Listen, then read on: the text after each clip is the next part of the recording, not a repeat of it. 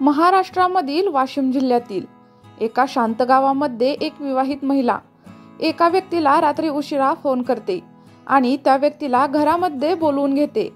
रात्री 11 वाजलेले आहेत आणि तो व्यक्ती देखील जो स्वतः देखील विवाहित आहे 25 ते 30 किलोमीटर बाईकवरून प्रवास करून मध्यरात्री त्या महिलेच्या घरी पोहोचतो। दोघांचेही लग्न झाले होते, परंतु त्यांच्यामध्ये गुप्त प्रेम संबंध होते। ती महिला 27 वर्षांची होती। तिच्या घरी सुखी जीवन जगत होती। तिचा नवरा दिवसभर कामावर जात असे आणि सर्व काही व्यवस्थित होते, परंतु ते एक गोपनीय नातं देखील सांभाळत होती।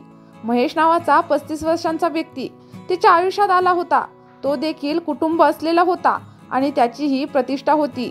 दोघांची ओळख 1 वर्षांपूर्वी झाली होती। त्यानंतर त्यांच्यात गुप्त प्रेम नातं निर्माण झालं होतं।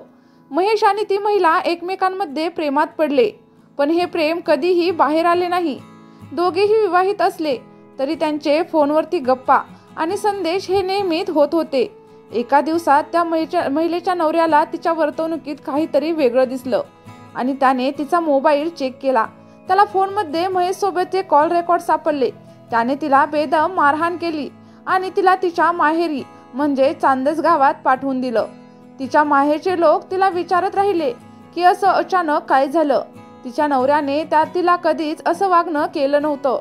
त्यावर ती महिला काहीही सांगू इच्छित नव्हती, पण काही दिवसांनी तिच्या घरच्या लोकांनी तिच्या आणि तिच्या नवऱ्याच्या भांडणाची कारणं समजून घेतली आणि याच भांडणाच्या मध्यावरती महिला आणि तिचा नवरा तसेच इतर 7-8 लोक एक खूप भयंकर असा कट रचतात।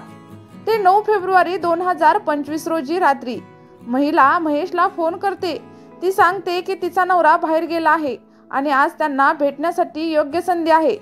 महेश या संधीचा फायदा घेतो आणि त्याने 25 ते 30 किलोमीटरचा प्रवास करून मध्यरात्री त्या महिलेच्या घरी पोहोचतो। पण तो खूप मोठा धक्का खातो, कारण त्याला ती महिला एकटी नाही तर 7-8 लोकांसमोर त्याच्या समोर उभी असते। महेश त्याला काय करावं ते समजत नाही आणि तो पळून जाण्याचा प्रयत्न देखील करतो, पण त्याला लोकांनी पकडून बेदम मारहाण सुरू केली। महेश आरडाओरडा करत होता, पण त्याच्या जीवाला कुठेही दया आली नव्हती। त्याने मारून शेवटी त्या लोकांनी महेशला ठार केलं।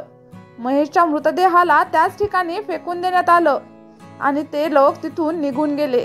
महेशची पत्नी रात्री उशिरा त्याला फोन करत होती, पण त्याचा फोन उचलला गेला नाही। तेव्हा एका अनोळखी व्यक्तीने फोन घेतला आणि त्याला सांगितलं की एका रस्त्यावर महेशचा मृतदेह पडलेला आहे। महेशच्या पत्नीला हे ऐकून धक्काच बसला आणि ती बेशुद्ध पडली।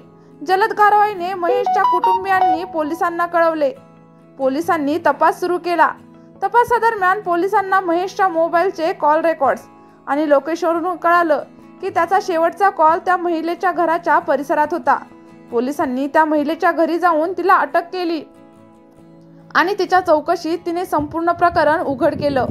महेश आणि त्या महिलेचा गुप्त संबंध आणि त्यानंतर झालेल्या हत्येची कहाणी पोलिसांना समजली।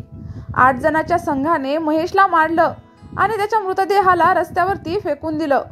पोलिसांनी त्या 8 जणांवरती गुन्हा दाखल केला आणि 5 जणांना अटक देखील केली। ही एक भयानक आणि धक्कादायक घटना होती, जिच्यात धोका, प्रेम आणि कुटुंबियांचा विश्वास असं सगळं काही गमावलं होतं। चला तर मग प्रेक्षकांनो, ही सत्य घटना कथेच्या स्वरूपामध्ये तुम्हाला कशी वाटली हे मला कमेंट बॉक्समध्ये सांगायला अजिबात विसरू नका।